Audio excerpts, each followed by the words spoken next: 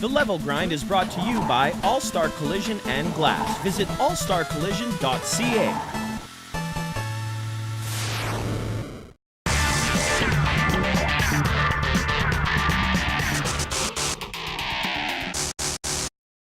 Welcome to Level Grind. I'm Tyler from TwoHitCombo.com, and today we're talking about World of Warcraft Cataclysm, which is the third expansion for the popular, massively multiplayer online role-playing game, I Said It. To my right, we have Mike Phillips, who is a WoW enthusiast, and he's going to talk to us a little bit about what the expansion is, what it's all about, and what it has to offer for some of the WoW players, and maybe some who haven't played in a while. So Mike, for an existing player, what does WoW Cataclysm bring to the table? Sure.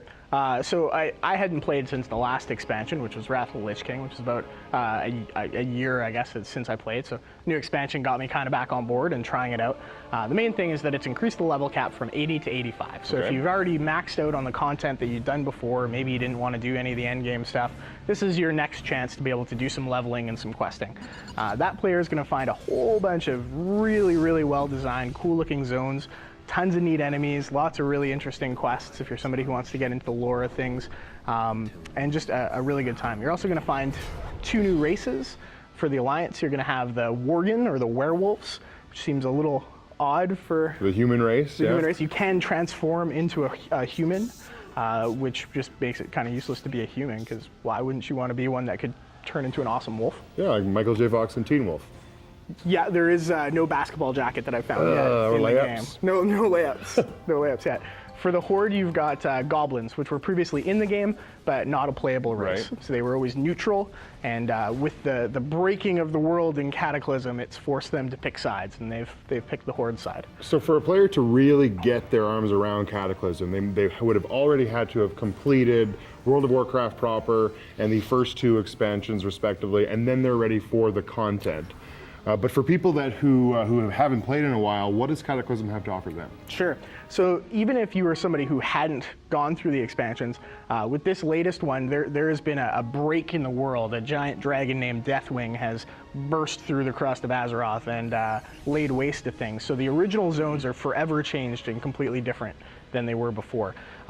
What that really means is that things were able to be redesigned in the original world to be more efficient, more streamlined, easier to quest, and lots of add-ons have been built into the game that previously you would have to go and seek out and install third-party. And Blizzard, I guess, has understood that, oh, these make the game more fun, that's why thousands of people install them, we might as well make them the default. So it's really, and they've also lowered the experience required to get from 1 to 60. So it's easier to progress through the game without frustratingly like breaking your keyboard in two. Yeah, no more do you just have to wander around aimlessly, killing wolves you might not need to. Nice. So I haven't played since 2005, so it's been about 5 years or 6 years almost, oh my goodness, since I played. So are some of the worlds that I would have been used to that may have been dry and arid, or just some of the different worlds that you can be, have they changed dramatically? Yeah, absolutely. And that's sort of the main thing. Chances are if it was a lake before, it might not be now. Maybe it got burnt up by dragon fire. There's one place in particular called Thousand Needles that had a whole bunch of huge stalactites and no water, no anything, and a huge elevator to take you up a lift to this city, which is now a diving board for the ocean that is there. Crazy. So there are some differences that have happened. That's cool. So for the gaming community of World of Warcraft, which is a huge community, die-hard fans, don't say anything negative about Warcraft around some people because they'll lose their minds. So there must be a really interesting thing for them to sort of be familiar with this world for the last 5 or 6 years, and then to see everything change so dramatically. Has it brought a lot of people back to the game, in your opinion? I think it has. I think it's hooked people who maybe have sort of fallen out of love with it, and myself included. I was like, oh, I've had kind of enough of that game. But it feels like it's progressed now. People who you've killed 100 times in dungeons before are dead now. There is either some sort of story in a quest line that brings them back, or they've been replaced with their heirs. For example, Van Cleef in Deadmines was the final boss. He's a pirate raider guy on a pirate ship.